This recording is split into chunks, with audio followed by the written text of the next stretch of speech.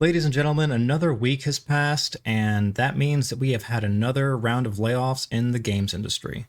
This time, we're revisiting Activision-Blizzard, which is probably the most disappointing studio in all of gaming. It is the poster child for too big to succeed. We saw 650 people get laid off at Activision-Blizzard, seeing people lost from the Warcraft Rumble team, one of their mobile titles, and the majority of which seems to be made up of the supporting teams that are inside the Activision-Blizzard unit. Now, for those of you that recall, it got acquired by Xbox and Microsoft for $68.7 billion not too long ago. And Xbox expects them to return on that profit at some point soon. Back in 2022, we saw an interesting graph where someone broke down via LinkedIn the headcount makeup of all of these Xbox studios, in which the vast majority, almost 3/4 of all the headcount, went into Activision Blizzard, a third of which existed in Blizzard itself. Now, this is a little bit of an old graph because it's from early 2022, but in 2023, we would have Bobby Kotick go in with his apology tour to talk about how he had no idea about the toxic work environment that was at his company. He said that Activision Blizzard had 17,000 employees. When these companies are that big, someone has to pay for it. And the way these companies are built, the consumers end up paying for it. So we had a round of layoffs earlier, I think it was this year, about 1,900 people through various divisions. We're revisiting Blizzard again. My first thought when I saw that 650 people were losing their jobs over at Activision Blizzard, I was shocked that it was not higher. I would not bat an eye if they laid off 6,500 people from Activision Blizzard, because the incompetence in terms of management for that particular franchise or the other franchises under Activision Blizzard is insane. The number of people that they need to make a single thing at those companies is inexcusable. So as an example, From Software has like 420 people, right? Elden Ring and Armored Core 6 both were built with about 300 people. So we have the greatest Souls-like game of all time so far, and Elden Ring getting made with 300 people. We have one of the greatest mech games in recent history coming out, all 300 people. Yet we have Blizzard, where they credited 9,000 people for Diablo 4, but they also credited like their dogs and friends and family. I've seen some people throw around like 3,000-ish people. A number of those were localizers. They heavily leaned into some companies for contracting, but they easily had several thousand people work on that game. And it shows because they keep trying to push you microtransactions. They want you to buy their coins. They want you to buy the season passes, because that has to be paid for. So instead of getting a great game, we got a game that I would say isn't even as good as like Diablo 2, which I think was probably the pinnacle of the franchise in my eyes. But yeah, these companies are garbage. And normally I would look at these places and say, oh, a bunch of talented people lost their jobs. But if the only way that they can get product to market is if they're on a team with hundreds of people, that's not talent. They're incompetent. They need, you cannot, and especially with the economy we're in now, where everything's so expensive, have this thing where we expect people to just buy $30, $40, $50, $60 skin packs for games to stay in business. It's not realistic. It's terrible for the consumer. And other companies will go and look at these places and say, oh, well, they're doing it, so we should add it too. So it's a toxic effect in the entire industry. Activision Blizzard is a cancer. I used to want them to make a StarCraft 3, but now, if they made StarCraft 3, it would be filled with microtransactions and seasons passes.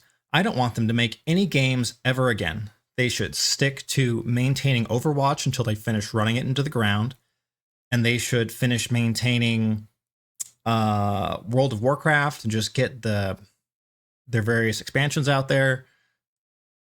They stick their stuff in their stupid WoW store because there are idiots that are willing to go in and buy it. And just have them do that. Cut everyone else. Send all that IP off to actual talented people to make games. Because Blizzard can't do it. They are incompetent. They do not have the managerial capacity and the ability to plan in a way that is going to make a game within a reasonable amount of time. It's unacceptable. They need to go. The sooner places like Blizzard get cut into irrelevance to where all they have to do is maintain the products that they have, the better.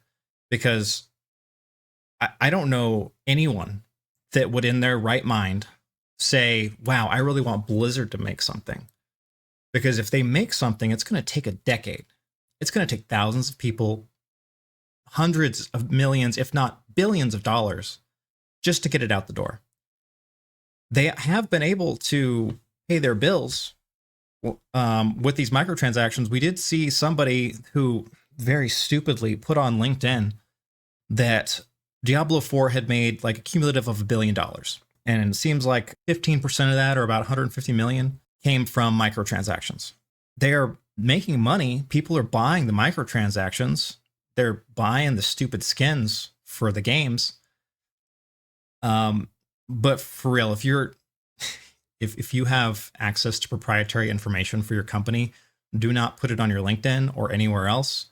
It not only is the company going to be mad at you, but if I have a printout of your resume and I'm looking over it to see if we want to hire you, and I see that you're leaking proprietary information, if I have veto power on your hiring, I will veto you. And I will recommend to everyone else in the panel that you should not be hired because you are going to leak information to the public because you're a fucking moron. Do not do that. It is insane. It's super, super stupid. So, yeah, a number of my colleagues lost their jobs. It has to be done. We are going to have to see more layoffs in the industry because it is super bloated. We have too many people working at these companies, and they try and make up the difference by selling live service games, more microtransactions, more skins, instead of selling good games. And hell, maybe I'll lose my job in the process through all of the stuff. I've lost my job like 6 or 7 times already, so it's like, it's whatever, no big deal, right? It's 15 years, 6 times, 7 times. It's fine. Just get another job. It's part of the industry. And for those that are seeing the consequences of having their games fail, they need to look into themselves and say, do I want to leave the industry? Because you've got a lot of people that are working at these companies where they don't like the consumer. They hate gamers. They can get out. They need to leave permanently. If you want to hate your customers, you got to pick a new line of work. It's not tolerable. I have no pity for you.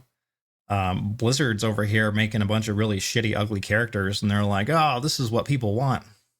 No, they want cool characters. They want people that they can aspire to be. They want sexy women. They want a fun game. And Blizzard's just not able to do it anymore. And as for Xbox, I know they wanted to. Okay, so with Xbox, you've got its publishing unit inside Xbox itself. And they have the subsidiaries with ZeniMax, which has Bethesda under it. And you have Activision-Blizzard. Both of those units have their own publishing divisions. That redundancy should not be there. They need to bring in the talented people from those subsidiaries into the publishing unit inside of Xbox and eliminate the entirety of the publishing side of those subsidiaries, because that redundancy has to be paid for, and it's paid for in microtransactions right now. It is intolerable to see that, because it's bad. It is bad business. It has to be fixed. we will continue to see, in my opinion, layoffs in ZeniMax, but most particularly Activision-Blizzard, where we are going to have to reduce this headcount and reduce this overlap so that we can have one single publishing entity inside Xbox Studios. I think it's Xbox Game Studios, or maybe there's another one over it. Let's give me a quick second. I was wrong. It is Microsoft Gaming. Microsoft Gaming has a division for Xbox Game Studios, and then it has its subsidiaries for ZeniMax and Activision-Blizzard. I could see them rolling in the Xbox Game Studios and Microsoft Gaming into one unit. That's part of it's just having publishing in there at the same time. I don't really see an advantage from an operational standpoint of having all of this extra stuff, because the publisher should be the one that is setting the quality standards for what gets released to the public. And ZeniMax in particular, their quality is really low. Like, they're constantly a bunch of buggy stuff. Bring in the good people, get rid of the excess, and eventually you can have Microsoft Gaming and just have its 3 divisions. There is, for a lot of these places, they don't run their business as well, and that gets passed on to the consumer. And the sooner that gets stopped, and the sooner we can see people focus on making good games like your Elden Rings, instead of focusing on whatever the next flavor of live service games is, the better. It sucks for the people that are actually good at their jobs that lose their jobs, but for those folks, they have their personal networks to try and get a job in their next location. They should be fine. It's just going to suck. I hope the layoff package is good for them. For those that can only work in massive teams, they're probably boned. There's a lot of layoffs in the industry.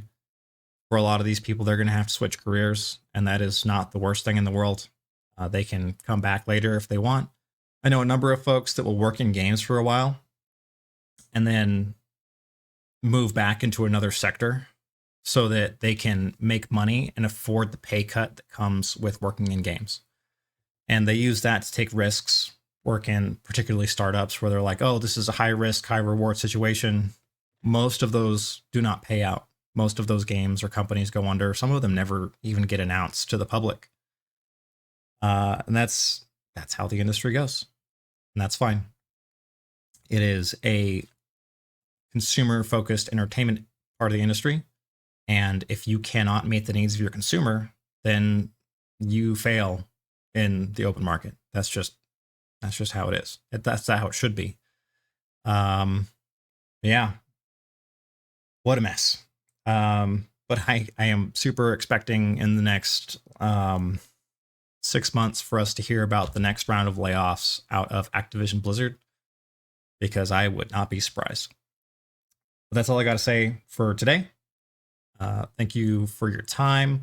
I know it's a little late for getting to the video, but the enemies of the Emperor still drew breath, and I had to fix that. But y'all enjoy the rest of your days, nights, or whatever it may be, and subscribe for future related content or future games related content if you would like, and I will talk to you and hope to see you in a future video. Farewell.